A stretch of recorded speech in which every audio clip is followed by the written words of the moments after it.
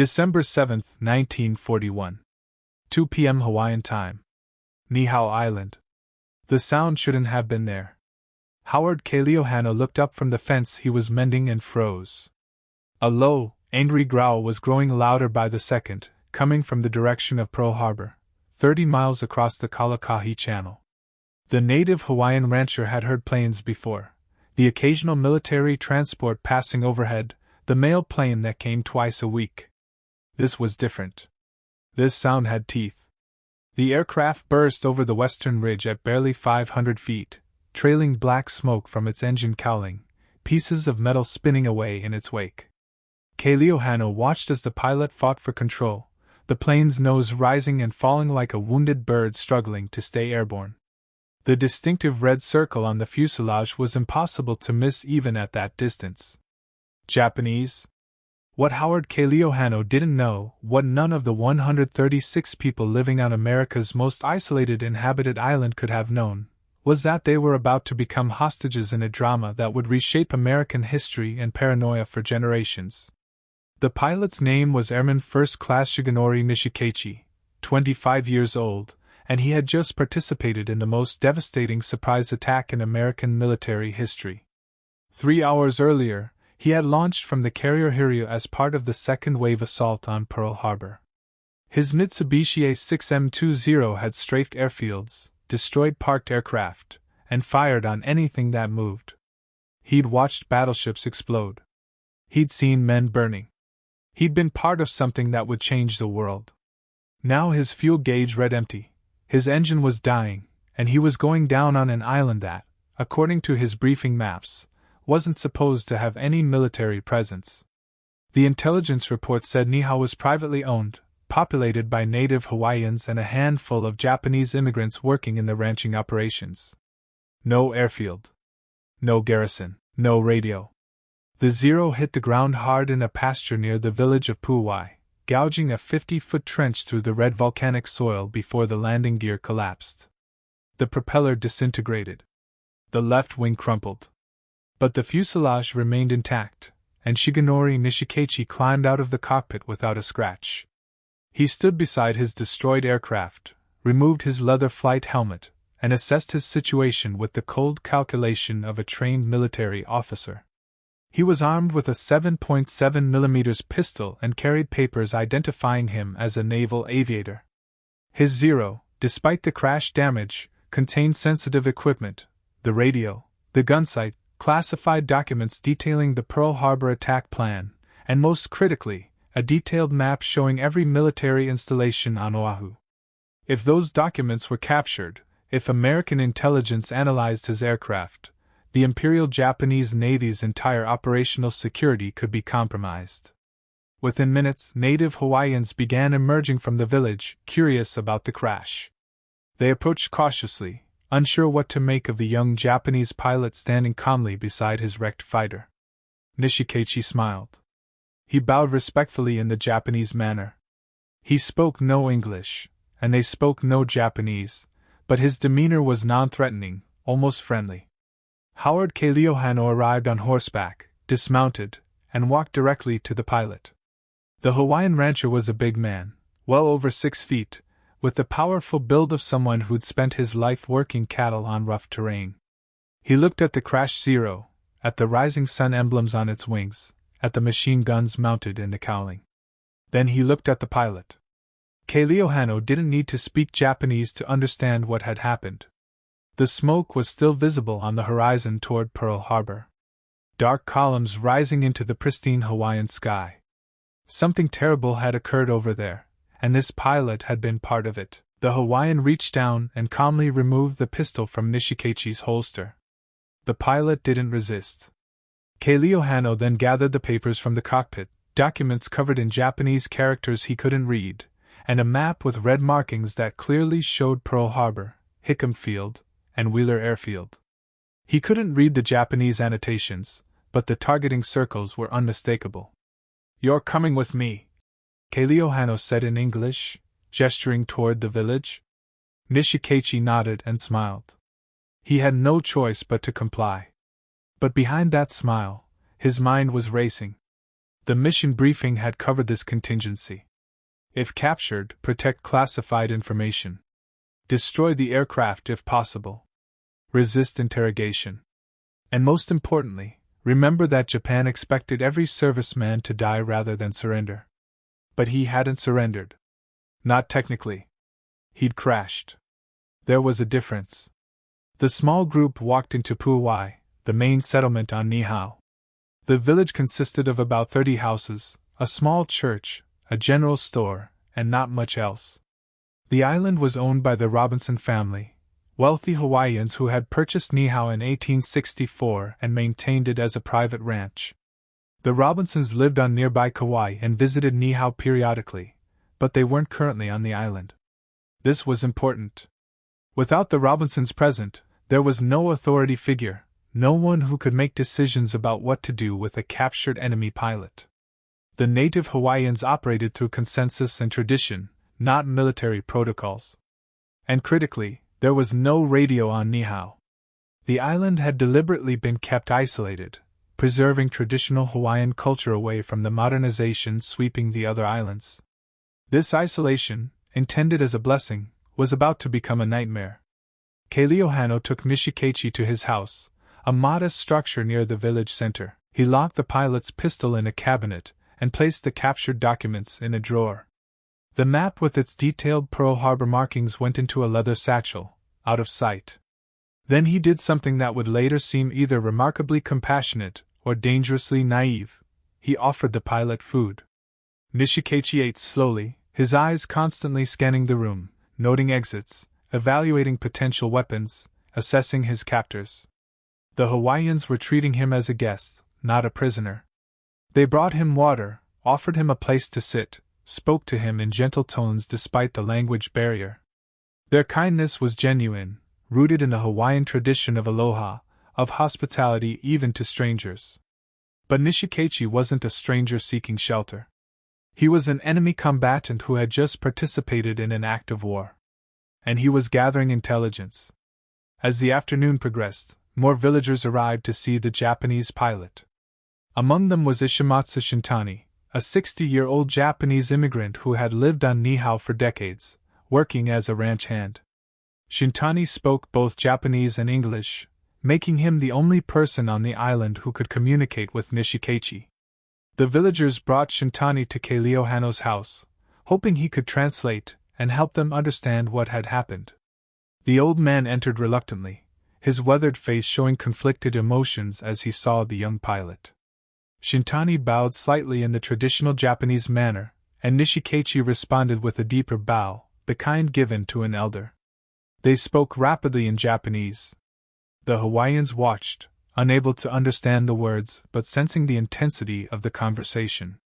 What they didn't know was that Nishikaichi was explaining the Pearl Harbor attack, describing in vivid detail the burning ships, the destroyed aircraft, the American casualties. He was trying to convince Shintani that Japan was winning, that the war would be over soon, that helping him would be serving the victorious side. Shintani's face went pale. He listened, nodded occasionally, but said nothing in response.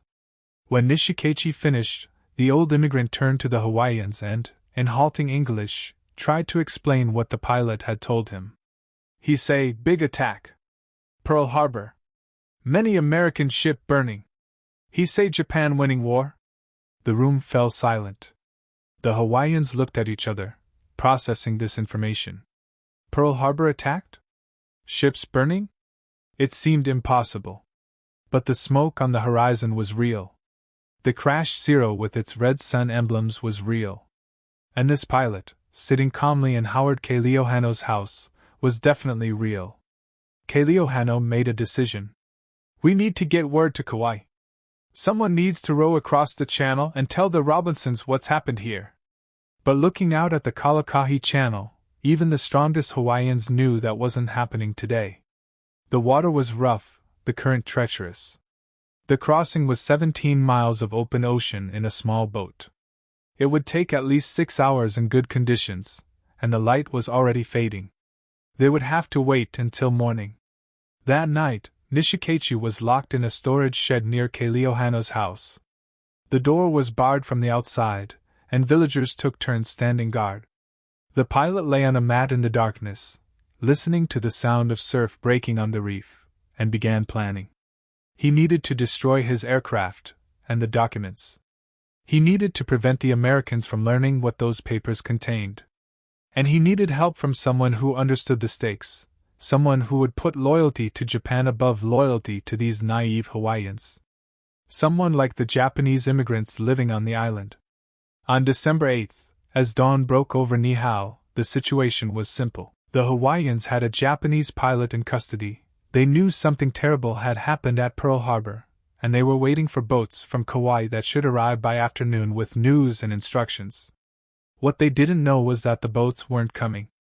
The entire Hawaiian Islands were under martial law. All civilian boat traffic had been suspended.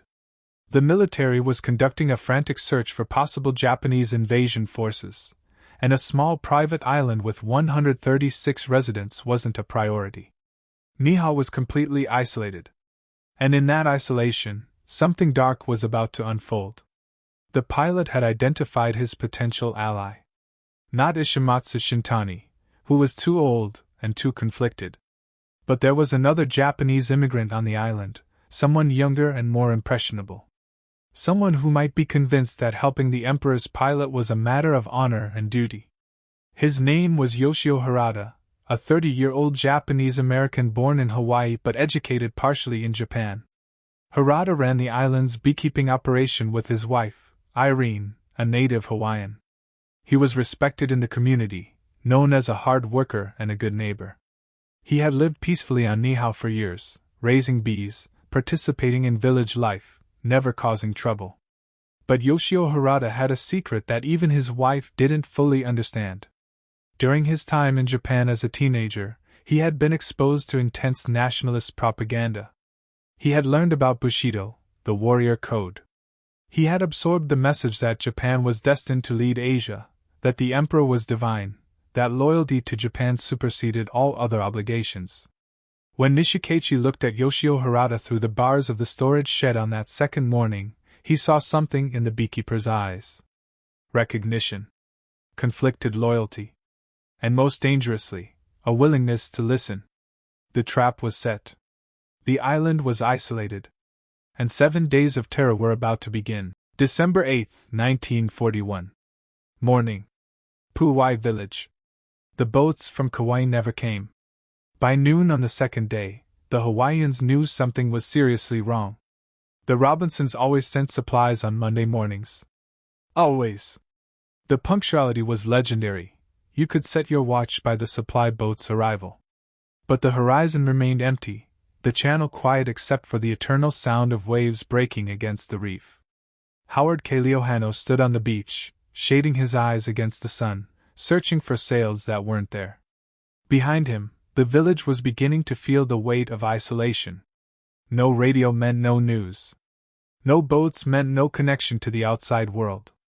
And in Kaliohano's storage shed sat a Japanese pilot who had participated in an attack that might have destroyed the entire Pacific Fleet.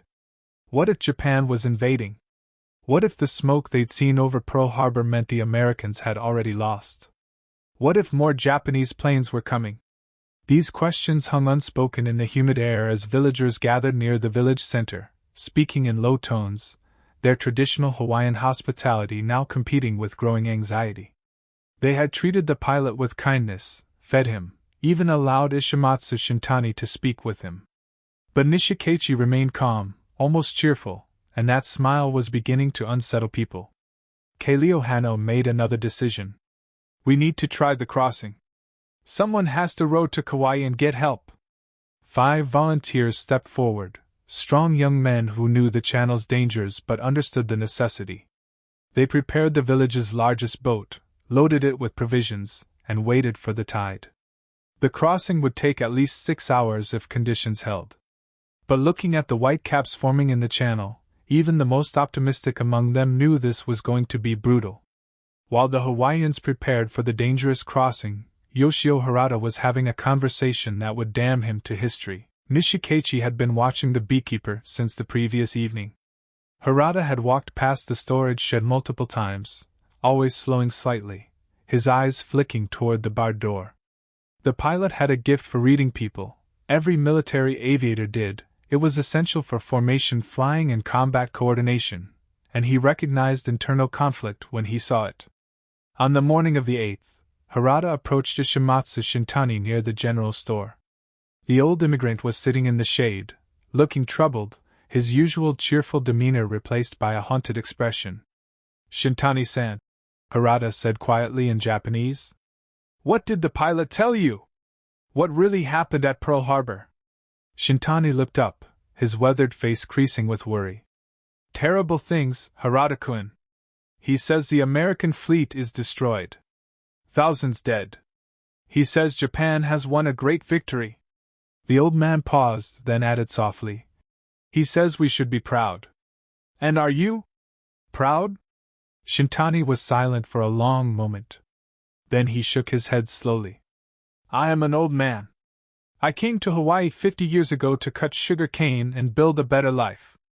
These Hawaiians, they gave me work, friendship, a home. What loyalty do I owe to an emperor I've never seen, for a war I don't understand?" He looked directly at Harada. "What loyalty do you owe?" It was the right question, but Harada didn't have the right answer. Or rather, he had too many answers competing in his mind. He was born in Hawaii, an American citizen by birth. But his parents had sent him to Japan for schooling when he was 12, exposing him to years of nationalist education before he returned to Hawaii at 18. He'd spent his formative years being told that Japan was superior, that the emperor was divine, that Western imperialism had to be destroyed. Now those teachings were colliding with his lived reality, a peaceful life on Niihau, married to a Hawaiian woman, respected by Hawaiian neighbors who knew nothing of his internal contradictions. "I don't know," Harada finally answered.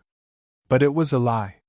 He knew exactly where his deepest loyalty lay, and it terrified him. That afternoon, as the 5 Hawaiians launched their boat into the rough channel, beginning their desperate row toward Kauai, Harada made his way to Kailio Hano's house. The big Hawaiian was outside, watching the boat disappear into the swells. "Howard," Harada said carefully. "The pilot. Has he said anything about his aircraft? About what should happen to it?" Kailio Hano turned, studying the beekeeper's face. "Why do you ask?" "I'm just thinking, if there are military secrets on that plane, shouldn't we secure it? Guard it better? The documents you took from the cockpit, have you looked at them?" "Can't read Japanese," Kailio Hano replied flatly. "But I've got them locked up safe. Along with his pistol and ammunition. Nobody's getting to that stuff." Harada nodded slowly, but his mind was calculating. The documents were in Kailio Hano's house. The pistol was there too. The crashed Zeros sat unguarded in the pasture, containing God knew what sensitive equipment.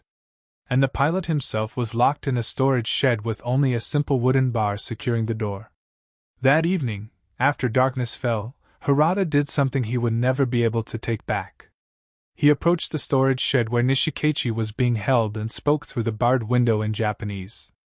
"Lieutenant, can you hear me?" Silence. Then, quietly, "I hear you. Who are you?" "My name is Yoshio Harada. I was born here, but educated in Japan. I understand what happened at Pearl Harbor. I understand what you need." More silence. Then, "What do I need, Harada-san?" "You need to destroy your aircraft and recover your documents. The Americans cannot be allowed to examine your Zero or read those papers. This could compromise operational security for the entire Imperial Navy." Nishikaichi's voice changed, becoming harder, more focused. "Yes. Exactly. Will you help me?" And there it was. The question that would define everything that followed. Harada stood in the darkness, hearing the surf, smelling the night-blooming flowers his bees pollinated, thinking about his wife sleeping peacefully in their house, unaware of the choice he was about to make. "I will help you," he finally said. "But we must be careful. The Hawaiians trust me. I can't betray that trust openly." "You already have," Nishikaichi replied softly. "The moment you spoke to me through this window, you chose a side. Now we must see it through." Harada felt something cold settle in his chest. The pilot was right. There was no walking back from this conversation. He had crossed the line. What do you need me to do? First, I need information. How many men on this island? How many weapons? Who leads them? When are reinforcements expected from the other islands? Harada provided the answers. 136 residents, mostly women, children, and elderly.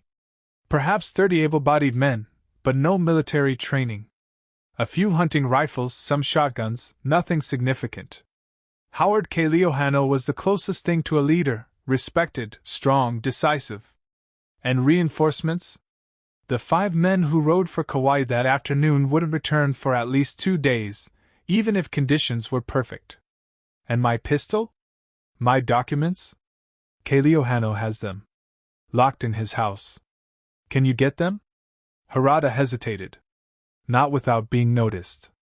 He trusts me, but not that much. We need a different approach. Over the next hour, speaking in whispered Japanese through the barred window, the pilot and the beekeeper developed a plan. It was desperate, reckless, and required both men to commit acts that would brand them as traitors, but Nishikaichi was trained to never surrender, to protect military secrets at any cost, and Harada was discovering that his loyalty to Japan ran deeper than he'd realized. December 9th, morning. 3rd day. The 5 men who had rowed for Kauai had not returned. The channel remained empty. The village was now genuinely worried, not just about the pilot, but about their own isolation. What if something had happened to the boat crew? What if the channel crossing had gone wrong? Harada used this anxiety masterfully. He approached several villagers, suggesting that perhaps they should speak to the pilot again, asked him more questions about what was happening in the war. Maybe he knew something about Japanese intentions, about whether more attacks were coming, about whether Hawaii was safe. It was a reasonable suggestion. The Hawaiians agreed. They brought Ishimatsu Shintani to translate, gathered near the storage shed, and began asking Nishikaichi questions through the door. What followed was a master class in psychological manipulation. Nishikaichi, speaking through Shintani's translation, painted a picture of overwhelming Japanese victory. Pearl Harbor was destroyed. The American fleet was burning. Japan controlled the Pacific. More attacks were coming. California would be next, then the Panama Canal, then the American mainland itself. The war was essentially over, Japan had won, and resistance was futile. But then he added something calculated to induce panic. However, the Imperial Japanese Navy knows about Niihau. This island was marked on our maps. They know an American agent lives here. He meant the Robinson family. And they will send forces to secure it. When they arrive, anyone who has harmed me will be considered an enemy combatant and dealt with accordingly. The Hawaiians listened, their faces showing growing concern.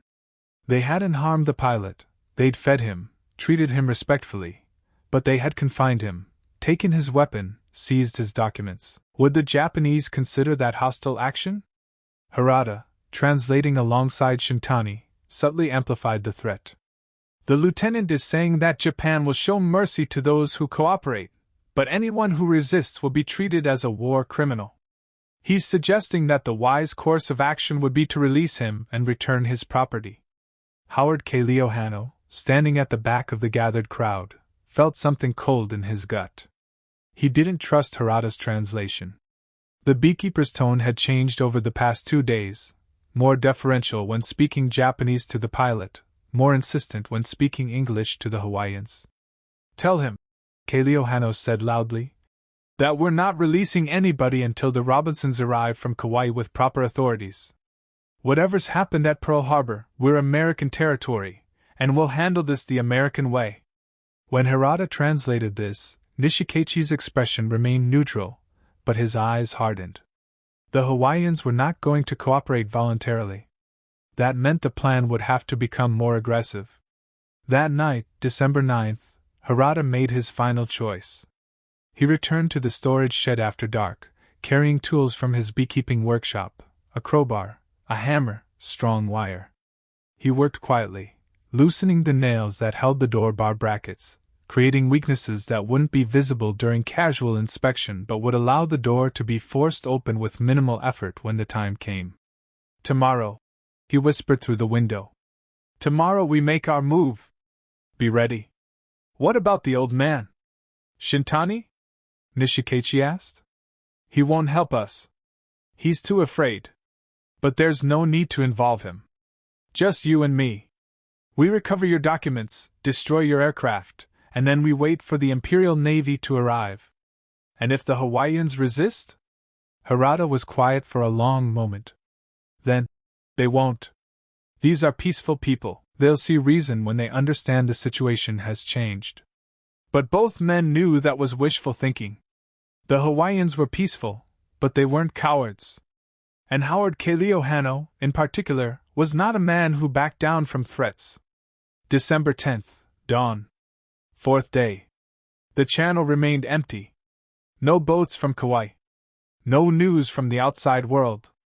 And in the village of Pu'uai, tensions were approaching a breaking point. The Hawaiians could feel it. Something was wrong beyond just the isolation. The pilot's attitude had changed. He was no longer smiling and polite. He stared at his captors with open contempt now, speaking rapidly in Japanese to Harada whenever the beekeeper came near, ignoring Shintani completely. And Harada himself had become distant, avoiding eye contact with neighbors who'd known him for years, spending long periods standing near the crash zero in the pasture, studying it with an intensity that seemed wrong. Howard Kaleo Hanno decided it was time to take additional precautions. He moved the pilot's pistol and documents from his house to a more secure location, a concealed spot known only to a few trusted villagers. If something went wrong, if the Japanese did invade, those papers might be valuable intelligence. They needed to be protected. He didn't tell anyone except his closest friend, Ben Kanahele, where he'd hidden them. And that decision would save American lives in the desperate hours to come. Because on December 12th, everything was about to explode. December 12th, 1941. 5 a.m. Sixth day. The darkness before dawn on Niihau was absolute. No streetlights, no electric glow, just the ancient darkness of an island that had resisted modernization. Yoshio Harada moved through that darkness like a ghost, carrying a kerosene lantern he kept shuttered, approaching the storage shed where Shigenori Nishikachi had been confined for nearly 6 days. The pilot heard the footsteps and was already awake. He'd barely slept since the crash, his mind constantly calculating, planning, preparing for the moment when action would replace waiting. That moment had arrived. "It's time," Harada whispered in Japanese through the door. "The village is asleep. We move now." The beekeeper placed his shoulder against the door and pushed. The weakened brackets he'd sabotaged 2 nights earlier gave way with a crack that sounded deafening in the pre-dawn silence. Both men froze, listening for any sign that the noise had awakened the guards. Nothing. Just the eternal sound of surf and wind through palm trees. Nishikachi stepped out of the shed, breathing free air for the first time in 6 days. He stretched carefully, working circulation back into cramped muscles, his eyes adjusting to the darkness. He was still wearing his flight suit, though the Hawaiians had taken his boots and given him sandals. His first words were coldly practical. "The documents. Where are they?" "Kaleo Hanno moved them 3 days ago. He told Ben Kanahele they're hidden somewhere safe, but I don't know where. Kaleo Hanno doesn't trust me anymore." Nishikachi's jaw tightened. Those documents contained intelligence that could compromise carrier positions, attack routes, operational codes. If they reached American military intelligence, dozens of Japanese operations could be jeopardized. "Then we persuade Kaleo Hanno to tell us. What about my pistol?" "Also moved. Same hiding place, I assume." The pilot was silent for a moment, thinking. Then, "The aircraft. We destroy it first, eliminate the most obvious intelligence source. Then we deal with Kaleo Hanno." They moved quickly through the sleeping village toward the pasture where the Zero had crashed 6 days earlier. The aircraft sat exactly as it had landed, crushed landing gear, crumpled wing, but the fuselage was intact. And inside that fuselage was equipment that would fascinate American engineers, the radio system, the optical gun sight, structural details of the Zero's legendary maneuverability. Harada had brought kerosene from his beekeeping supplies.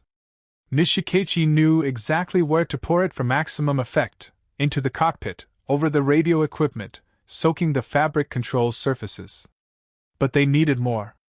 The fuel tanks were empty, but there was hydraulic fluid, oil residue, anything flammable. As they worked, the sky began to lighten in the east. They were running out of darkness. "We need matches," Nishikaichi said. "Do you have them?" Harada pulled a box from his pocket. His hands were shaking slightly. Despite his commitment to helping the pilot, despite his nationalist beliefs, he was still a beekeeper who'd lived peacefully for years. This sabotage, destruction, active betrayal of his neighbors, was foreign to his nature.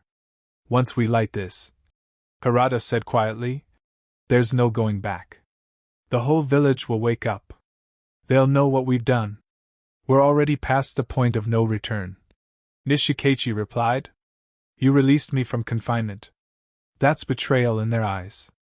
Now we commit fully or we die like cowards. Light it." Harada struck the match. The kerosene caught with a whoosh that sent both men stumbling backward. The flames spread rapidly, racing along the fuel-soaked surfaces, climbing into the cockpit, engulfing the wings. Within seconds, the Zero was a roaring inferno, black smoke rising into the dawn sky like a signal fire visible for miles. In Pu'uai village, people woke to shouting. The guards who'd been posted near the storage shed discovered the broken door and raised the alarm. Women and children stumbled from houses, pointing at the pillar of smoke rising from the pasture. Men grabbed whatever weapons they could find, hunting rifles, axes, fishing spears, and ran toward the burning aircraft. Howard K. Leohano arrived first, taking in the scene with instant understanding. The Zero was destroyed, beyond any hope of salvage or examination. The pilot was free. And standing beside the burning wreckage, holding an empty kerosene can, was Yoshio Harada. "Yoshio," K. Leohano said, his voice carrying across the distance. "What have you done?" Harada didn't answer. Couldn't answer. The magnitude of his betrayal was just becoming real to him.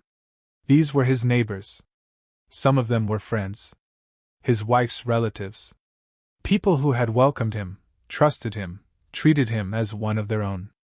Nishikaichi stepped forward, speaking in rapid Japanese. Harada translated mechanically. "The lieutenant says the aircraft is destroyed as military protocol requires. He demands the return of his documents and weapon. He says that cooperation will be remembered favorably when Japanese forces arrive to secure this island." A murmur ran through the gathered Hawaiians. There were perhaps 40 people now, the entire adult population of the village, standing in a rough semicircle facing the two men and the burning Zero. The flames cast flickering shadows across their faces, turning the scene into something primitive and terrible. Ben Kanahele stepped forward. He was over 50, a big man like K. Leohano, with the weathered strength of a lifetime working cattle on rough terrain. He held a large hunting knife at his side, not threatening, just present. "There are no Japanese forces coming," Kanahele said calmly. "And you're not getting those papers. What you are going to do is surrender peacefully before someone gets hurt." When Harada translated this, Nishikaichi's face showed contempt. He responded in rapid Japanese, his voice sharp with authority. Harada hesitated, then translated. "The lieutenant says he cannot surrender. His honor forbids it. He says he will take what he needs by force if necessary." "Force?" K. Leohano looked at the pilot, this small man in a torn flight suit and sandals, standing alone except for one conflicted beekeeper. "You're one man with no weapons against 40 of us. What force do you imagine you possess?" Nishikaichi smiled then, a cold expression that made several Hawaiians step back involuntarily. He said something in Japanese that made Harada's face go pale. "What did he say?" K. Leohano demanded. "He says..." Harada swallowed hard. "He says he is an officer of the Imperial Japanese Navy, trained in combat, and that peasants," he flinched at the word, "are not his equals in any conflict. He says you will give him what he wants or people will die." The situation was deteriorating rapidly. What had been a strange detention scenario was becoming something darker. The Hawaiians could see it in the pilot's eyes. This was a man who had bombed Pearl Harbor, who had killed Americans, and who clearly had no compunctions about killing more if it served his purposes. Kealiiohano made a decision. Everyone back to the village. Now. We're going to lock ourselves in the church and wait this out. The Robinsons must have sent help by now. All we have to do is stay safe until they arrive. But as the crowd began to move, Harada called out. Wait. Howard, please. Let me speak with you privately. We can resolve this without conflict. I know where my loyalties should lie. I can fix this. It was a lie, and something in Harada's voice betrayed it. Kealiiohano shook his head. You made your choice, Yoshio. You chose wrong. Now we have to deal with it. What happened next would be debated in military tribunals and historical accounts for decades. Nishikaichi, seeing the Hawaiians beginning to leave, made a tactical decision. He couldn't allow them to barricade themselves where he couldn't reach them. He needed hostages. He needed leverage. The pilot sprinted toward the nearest house, the home of an elderly couple, slower to react than the younger villagers. Harada, realizing what was happening, ran after him. Within seconds, both men had disappeared into the structure. When they emerged minutes later, Nishikaichi was carrying a shotgun he found inside, and Harada held a hunting rifle. They'd also taken ammunition, food, and most critically, they'd grabbed Ella Kanahele, Ben's wife, who'd been inside the house visiting the elderly residents. Nobody move! Harada shouted in English, the rifle shaking in his hands. The lieutenant has hostages now. If you want them alive, you'll give him what he wants. The tactical situation had reversed completely in less than 60 seconds. The Hawaiians had numbers, but Nishikaichi had hostages and weapons. More importantly, he had training and the absolute conviction that he was fighting for a divine emperor. He would not hesitate to kill. Kealiiohano assessed the new reality with the quick thinking that had made him a natural leader. Everyone to the church. Now. Move! Then, looking at Harada. Yoshio, you're making this worse. Let Ella go. Let the old people go. Whatever you think you're doing, this isn't the way. But Harada was beyond reason now. He'd crossed too many lines, burned too many bridges. His only path forward was through. He shook his head mutely, the rifle still pointed at the gathered Hawaiians. For the next 4 hours, a standoff developed. Most of the villagers retreated to the church as Kealiiohano had ordered, barricading the doors and windows. The elderly, the women with small children, anyone vulnerable, they all took shelter there. But the able-bodied men, about 15 of them, remained outside armed with whatever they'd grabbed, maintaining a perimeter around the house where Nishikaichi and Harada held their hostages. The pilot used this time to ransack the village. He and Harada went from house to house, searching for the hidden documents and pistol.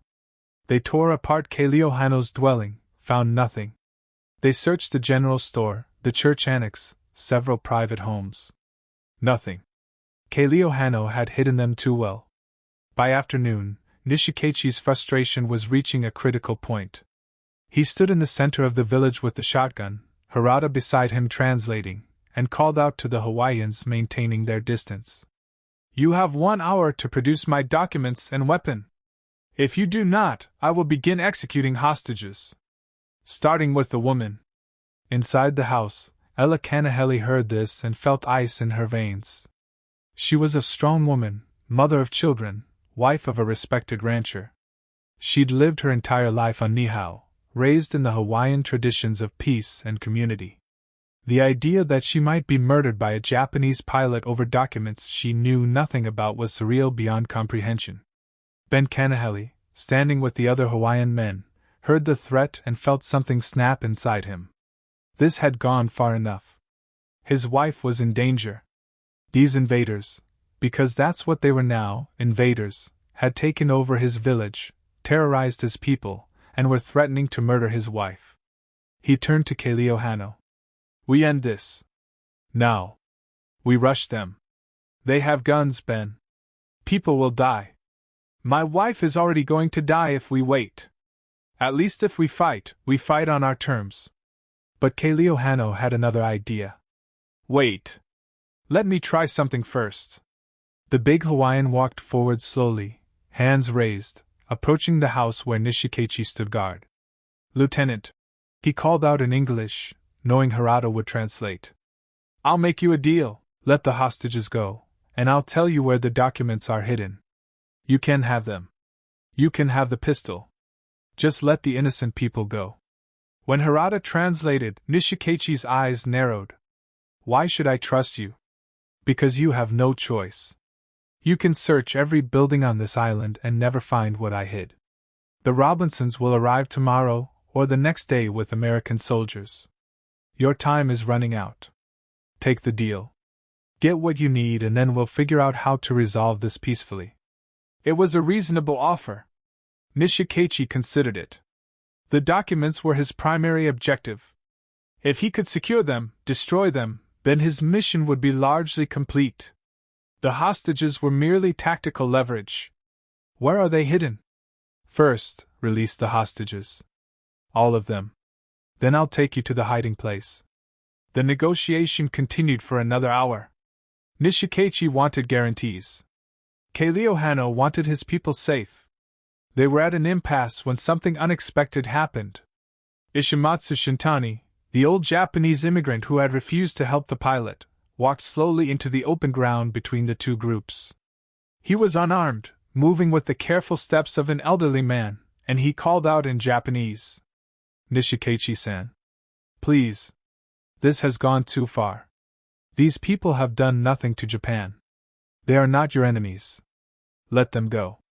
Accept capture honorably. The war will continue without you, and your honor will remain intact. The pilot's response was cold. You are a disgrace to Japan, old man. You've lived among these people so long you've forgotten who you are. Go back to your hiding place and die like the coward you've become. Shintani stood there for a long moment, then bowed deeply, not to the pilot, but to the Hawaiians watching. I am sorry, he said in English. Sorry that my countrymen have brought this violence to your peaceful home. I am ashamed. He walked back toward the church, and in that moment, Nishikechi made his final mistake. He saw weakness, saw indecision among the Hawaiians, saw an opportunity to press his advantage. He raised the shotgun and fired a warning shot into the air. No more talking! Bring me the documents now or the woman dies! That gunshot echoed across Niihau like thunder. And it woke something primal in Ben Kanahele. His wife was in that house. A foreign soldier had invaded his home, his island, and was threatening to murder his wife. Every instinct, every ounce of protective rage, crystallized into a single decision. He was going to kill the pilot. Or die trying. December 12, 1941. 3 p.m. 6th day. Ben Kanahele didn't have a plan. He had rage, desperation, and 50 years of hard living that had made him strong as ironwood. He also had one advantage that Nishikechi couldn't have anticipated. The pilot had never faced someone who simply didn't care about getting shot. Ben turned to the men around him and said quietly in Hawaiian, I'm going to walk up to him and take that gun. When I do, you all rush the house and get Ella out. Don't wait for me. Just get her safe. Ben, he'll shoot you, Kaleo Hanno protested. Then he shoots me. But while he's shooting me, he's not shooting Ella. And maybe if I'm lucky I'll get my hands on him before I go down. There was no time for argument. Ben started walking toward the house, his hands raised, moving slowly like he was approaching a spooked horse. Nishikechi saw him coming and raised the shotgun, shouting something in Japanese. Harada emerged from the doorway, looking panicked. He says stop. Stop or he'll fire. Ben kept walking. 20 yards? 15. 10. His eyes locked on the pilot's face. He saw something there that made his blood run cold. Nishikechi was going to shoot. This wasn't a bluff. At 5 yards, the pilot's finger tightened on the trigger. Ben saw it and did something that caught everyone by surprise. He smiled. A big, genuine Hawaiian smile, and he said in English, knowing the pilot wouldn't understand the words but might understand the tone. "You should have stayed in the sky, brother. Down here, you're just meat." Then he lunged. The shotgun discharged, the blast catching Ben in the chest and abdomen at point-blank range. The force of it should have dropped him instantly. The pellets tore through his shirt, penetrated his skin, cracked ribs. But Ben Kanahele was built from different materials than most men. He'd survived volcanic rock falls, wild boar attacks, and 50 years of brutal ranch work.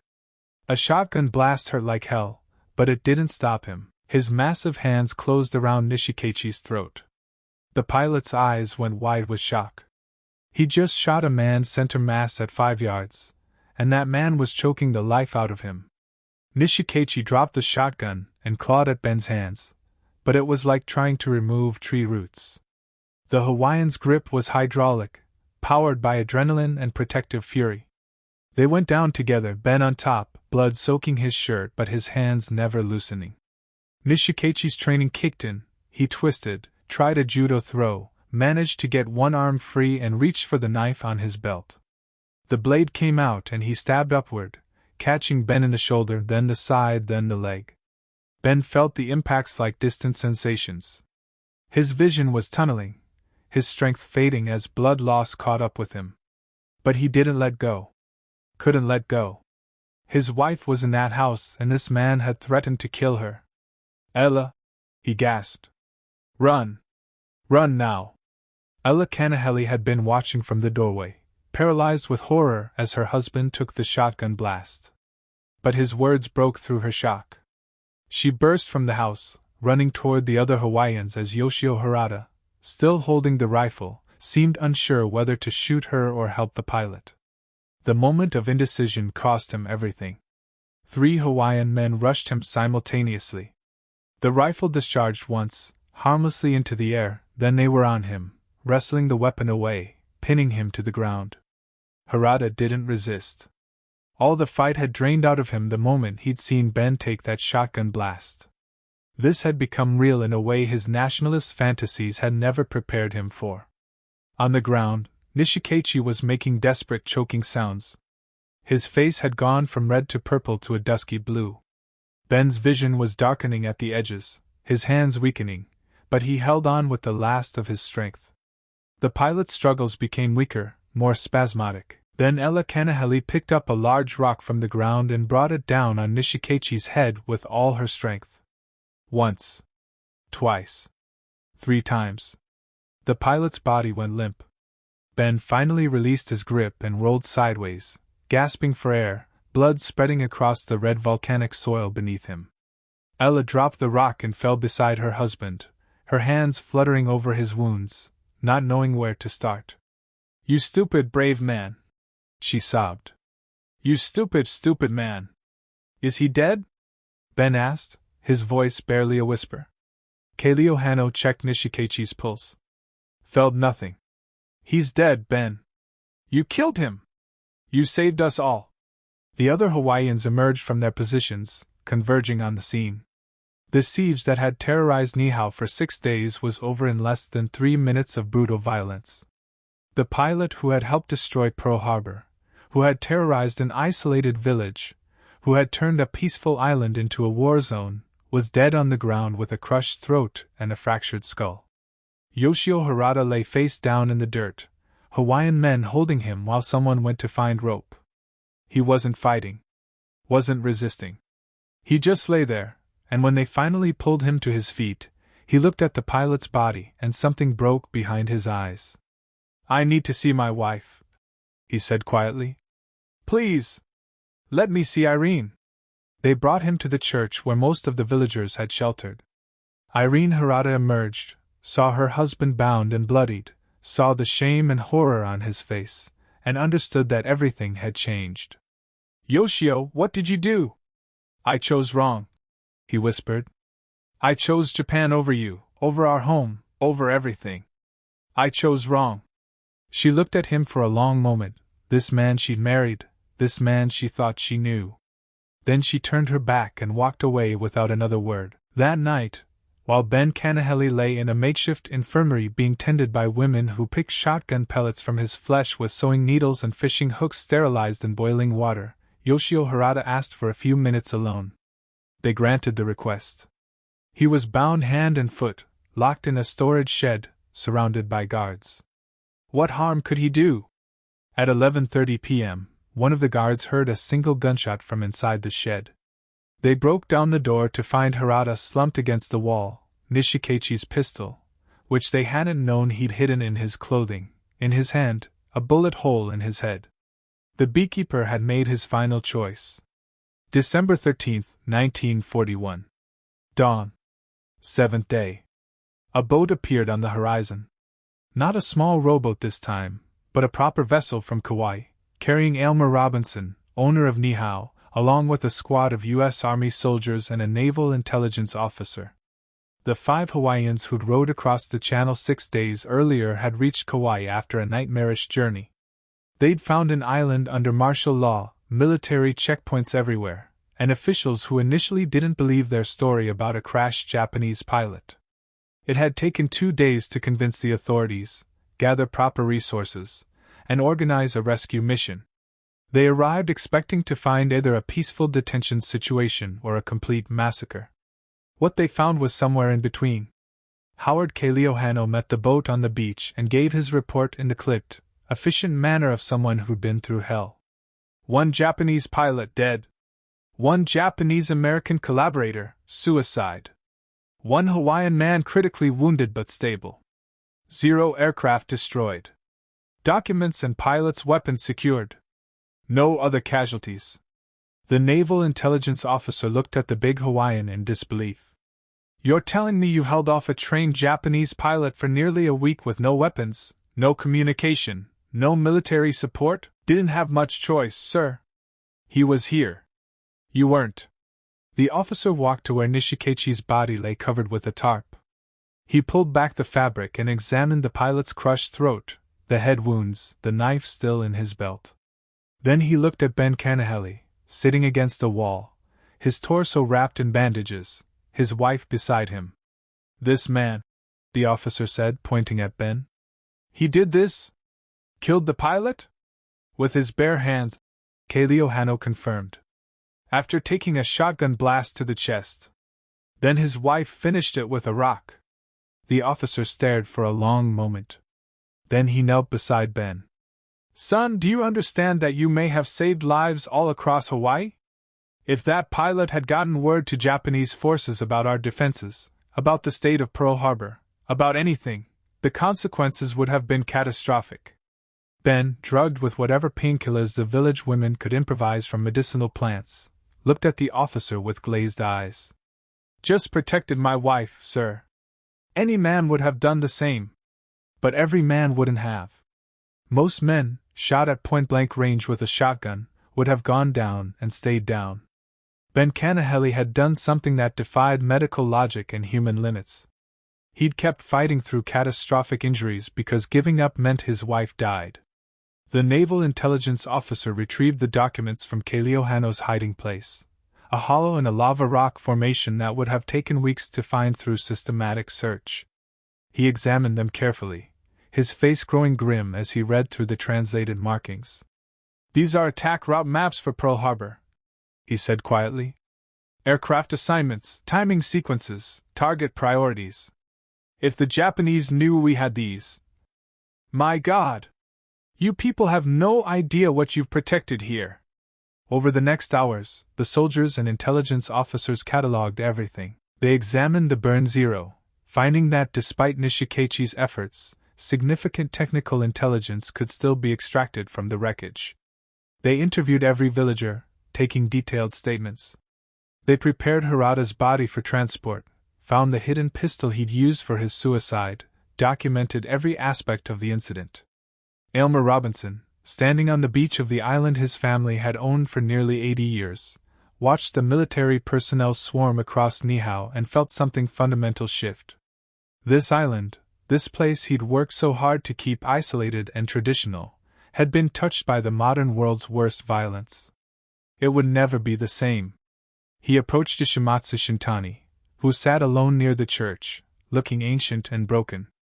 "You didn't help them," Robinson said. "Not an accusation, just a statement." "I am 80 years old," Shintani replied in his heavily accented English. "I came to Hawaii when I was 20. This is my home. These people are my family. Why would I betray them for an emperor I have never seen, for a country that is a ghost from my youth?" Harada was young, confused, still fighting battles in his mind. "But me? I know where I belong." Robinson nodded slowly. "You can stay. Whatever the government decides about Japanese residents in Hawaii, you can stay on Niihau. You've earned that." But Shintani shook his head. "I cannot. When the others learn that a Japanese man betrayed this village, they will fear all Japanese. I bring shame by my presence. I will go to Kauai, submit to whatever internment they require. It is better this way." And he did. Within weeks, Ishimatsu Shintani was relocated to an internment camp on Oahu, where he would spend the next 3 years behind barbed wire, punished for a betrayal he refused to commit. The incident on Niihau remained classified until 1944. The U.S. government, already planning the internment of Japanese Americans from the West Coast, used the Harada betrayal as justification. If a Japanese American who lived peacefully in Hawaii for years could turn traitor in support of an enemy pilot, the reasoning went, how could any Japanese American be trusted?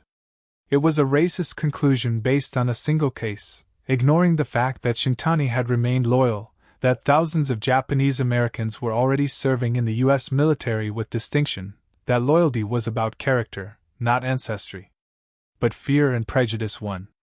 Over 120,000 Japanese Americans were forced into internment camps, their property seized, their lives destroyed. The Niihau Incident became the example cited to justify this massive civil rights violation. Ben Kanahele recovered from his wounds, though he carried shotgun pellets in his body for the rest of his life. Metal detectors would beep when he walked past them decades later. He received the Medal of Merit and the Purple Heart, making him one of the first American civilians decorated for combat in World War II. When asked about the incident in later years, he always deflected the praise. "I just did what needed doing. Any husband would fight for his wife. Any man would protect his home. Nothing special about that." But there was something special. Ben Kanahele, at over 50 years old, absorbed a shotgun blast that should have killed him, fought through multiple stab wounds, and choked the life out of a trained Japanese combat pilot. It was a feat of endurance and willpower that entered Hawaiian legend. Ella Kanahele, who finished what her husband started with a rock and pure protective rage, received far less recognition. The official reports barely mentioned her role. But on Niihau, the women knew. They told their daughters, who told their daughters, about the woman who crushed an invader's skull to save her village, Howard K. Leohano, who'd made the right calls at every critical moment, who'd hidden the documents where they couldn't be found, who'd kept the village together through 6 days of terror, received a commendation and then returned to ranching. He never spoke much about the incident, considering it a private matter handled by private people. The Zero fighter wreckage was transported to naval intelligence facilities in Pearl Harbor, where engineers discovered that the legendary Japanese fighter, so dominant in the early war, had significant structural weaknesses and design limitations that could be exploited. Intelligence gathered from Nishikaichi's aircraft contributed to tactical developments that helped American pilots counter the Zero's advantages. Shigenori Nishikaichi was buried with military honors in a small ceremony attended only by military personnel. His family in Japan received notification that he died in action, but the circumstances remained classified.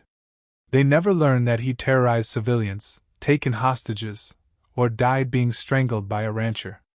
The Japanese Navy never learned what happened on Niihau until after the war. The submarine that was supposed to rendezvous with downed pilots never received any signal from Nishikaichi. They assumed he'd died in the crash or been captured immediately.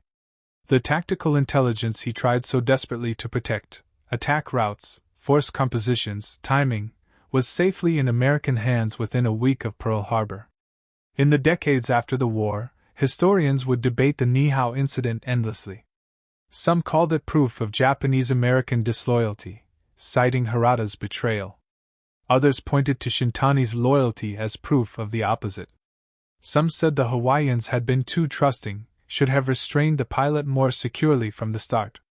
Others argued they'd handled an impossible situation with remarkable restraint and courage. What's not debatable are the facts. A Japanese combat pilot crashed on an isolated American island immediately after participating in the Pearl Harbor attack. He was held by civilians with no military training, no weapons, no communication with authorities. He attempted to escape with help from one conflicted Japanese American. He terrorized the island for nearly a week. And he died at the hands of an unarmed 50-year-old rancher who refused to let his wife be murdered. On December 7, 2001, the 60th anniversary of Pearl Harbor, a memorial was dedicated on Niihau. Not to the battle, which happened 30 miles away, but to the smaller, stranger conflict that played out on the island in the week that followed. The plaque reads simply, "Here, December 7 to 13, 1941, ordinary people faced extraordinary circumstances with courage, loyalty, and sacrifice. Ben and Ella Kanahele defended their home and their neighbors against an enemy combatant, proving that heroism requires no uniform, only character." Yoshio Harada's name doesn't appear on the memorial. His betrayal, motivated by confused loyalty to a homeland he barely knew, serving an emperor he'd been taught was divine, destroyed his life and damaged his community. But in the decades since, some historians have offered a more nuanced view, that he was a victim too, of nationalist propaganda, of divided identity, of impossible choices between competing loyalties. His wife Irene never spoke publicly about the incident. She remained on Niihau for several more years, then moved to Oahu, remarried, and lived quietly until her death in 1987. In private conversations with family, she described Yoshio as a good man corrupted by bad ideas, someone who made terrible choices but wasn't inherently evil. "He thought he was being honorable," she reportedly said. "He thought loyalty to Japan was the same as loyalty to his heritage. He didn't understand that you can honor your ancestors without betraying your neighbors. That lesson cost him everything." The Niihau Incident remains one of the strangest footnotes of World War II. No other American civilians faced enemy combatants alone for such an extended period. No other location saw an active combat situation so completely isolated from military intervention. And no other incident so perfectly captured the complex loyalties and divided identities that Japanese Americans faced during the war. When the last survivor of the incident, a child who'd been in the church during the siege, was interviewed in 2018 at age 85, she was asked what she remembered most clearly. "The silence," she said. "When we heard that gunshot, the one where Harada killed himself, there was this long silence afterward. No more shouting. No more threats. Just the sound of the ocean and the wind. And someone said, 'It's over.' Just like that. It's over. But it wasn't over. Not really. We carried it with us forever. 7 days. One small island. 136 civilians against one trained military pilot. 2 deaths, 1 suicide, countless lives changed forever. And a lesson written in blood and violence about loyalty, identity, courage, and the terrible choices that war forces on ordinary people. The Niihau Incident proved that heroism doesn't require training or weapons or military support. Sometimes it just requires a man who loves his wife, a woman who protects her village, and the stubborn refusal to let fear win. Ben Kanahele took a shotgun blast and kept fighting because giving up wasn't an option. That's not tactics or strategy or military doctrine. That's something deeper, the primal human drive to protect what matters most. On December 7, 1941, the world learned that industrial nations could project power through surprise attacks and overwhelming force. On December 13, 1941, one small island demonstrated that power alone isn't enough. That courage, even without weapons or training, can defeat force. That ordinary people, when pushed to the edge, are capable of extraordinary things.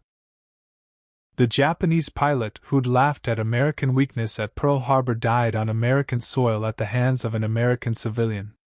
The irony was not lost on anyone who studied the incident. Pearl Harbor was a military defeat that woke a sleeping giant. Niihau was a civilian victory that proved the giant had heart.